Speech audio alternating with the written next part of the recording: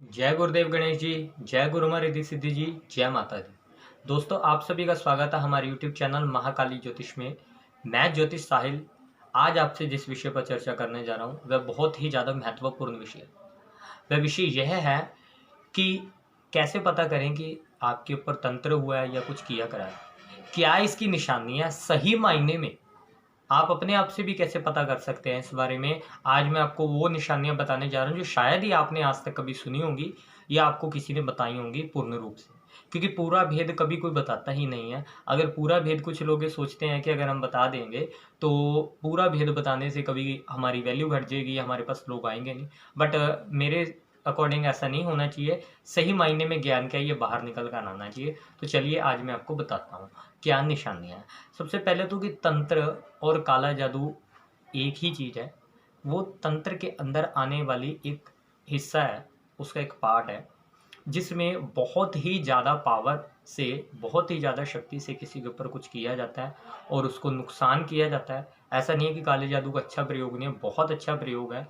इससे कई बीमारियों का इलाज हो सकता है जिनका इलाज शायद साइंस के पास नहीं होगा, पर यह लोग गलत इस्तेमाल करते हैं। तो तंत्र और काला जादू एक ही चीज़ है, वो तंत्र का ही हिस्सा है। तो अब निशानियों की बात कर लेंगे कि निशानियाँ क्या हैं, क्या क्या निशानियाँ हैं, कैसे कैसे निशानियाँ हैं। तो आज आपको मैं बताता हूँ। सबसे पहली निशानी, निशानी नंबर 1, पहली निशानी ये है तंत्र की कि जब कभी भी तंत्र किसी के घर पर किया जाता है उसके लिए, तो जब तंत्र कभी किसी के घर पर किया जाता है तो पहली निशानी है कि उस घर में कभी भी पूजा पाठ की गई नहीं लगती है। उस घर में कभी भी पूजा पाठ की गई नहीं लगती है, ऐसा माना जाता है। और वहीं पर अगर किसी एक व्यक्ति को टारगेट कर कर किया गया है तो उस व्यक्ति के द्वारा भी की गई पूजा पाठ नहीं लगती, उस व्यक्ति का पूजा में मन नहीं लगता। जिस घर में तंत्र हो उस घर में लोगों का भी पूजा पाठ में ध्यान नहीं लगता। अगर वो करते हैं पूजन पाठ तो कोई उनकी पूजा में विघ्न आ जाता है। अब बात करेंगे निशानी नंबर 2 की। जब किसी एक व्यक्ति पर तंत्र होता है और या उसके घर परिवार में ऐसा होता है तो मैं आपको पहले बता दूं साफ साफ तौर पर, उस घर में कलेश रहता है। यानी कि कलह उस घर को नहीं छोड़ता है, कलेश उस घर को अपनी जगह बना लेता है। तो ऐसे में क्या रहने लग जाता है कि छोटी छोटी बात पर भी घर में लड़ाई होने लग जाती है, ऐसा माना जाता है। तीसरी बात, बिना बात के बीमार पड़ना। अगर किसी व्यक्ति पर या परिवार पर किया गया तो उस परिवार के व्यक्ति या वो एक इकलौता व्यक्ति जिस पर किया गया वो बिना बात के बीमार रहने लग जाएंगे। जी हाँ दोस्तों, ये बिल्कुल सच बात है कि जब किसी पर तंत्र होता है तो बिना बात कर बीमार रहने लग जाता है। वो उसको कोई प्रॉब्लम हो या ना हो मगर उसको दिक्कत रहेगी। अब वो दिक्कत किस लेवल की है वो डिपेंड करता है करने वाले के तंत्र पर कि उसने कितना किया है।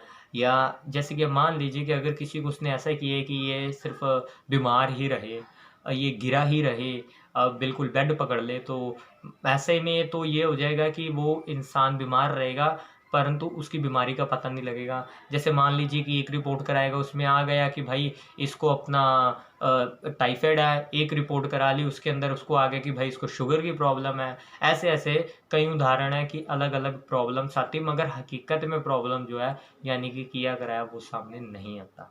अब ये तो बात होगी कि तीसरे की बीमार की। अब बात आ जाती चौथा, सबसे मेन निशानी जो है तंत्र किराए की, कुछ भी खिलाई पिलाई की सबसे मेन निशानी कि इंसान की जो रातों की नींद है वो उजड़ जाती है, हराम हो जाती है।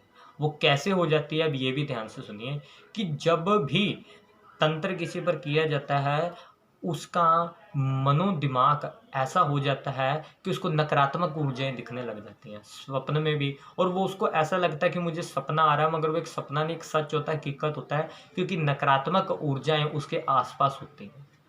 तो अब ये बहुत ज़्यादा महत्वपूर्ण है। इंसान को बहुत बुरे बुरे सपने आते हैं, कुछ को अश्लील विचार आते हैं। अश्लील विचार आना सबसे खतरनाक तंत्र की निशानी है। यानी तंत्र में भी कई प्रकार के आपको बताया है कि जैसे कि करने वाले का लेवल होता है, तो वैसे सबसे हायर लेवल का जो तंत्र होता है उसमें एक ये भी देखा जाता है कि अश्लील विचार व्यक्ति के अंदर बहुत ज़्यादा आने लग जाते हैं, उसको दिखने लग जाता है। और उसके बाद आ जाती पांचवी निशानी, ऐसे व्यक्ति का दिमाग बिल्कुल ही घूम जाता है।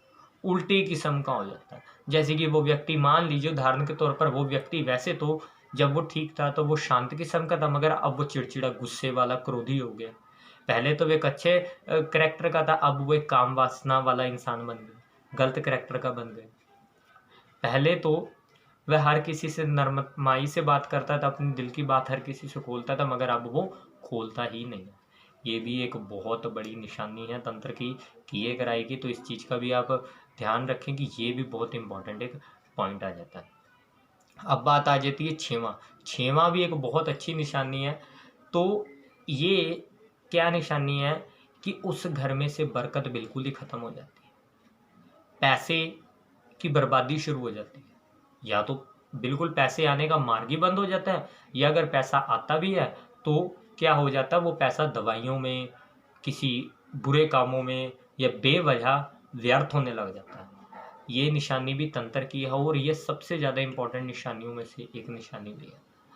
ये 6 निशानियाँ अगर आपको अपने ऊपर दिखे तो आप समझ सकते हैं कि मेरे ऊपर तंत्र है। देखिए, प्रेत बाधा और तंत्र बाधा 2 अलग प्रकार की विधान हैं।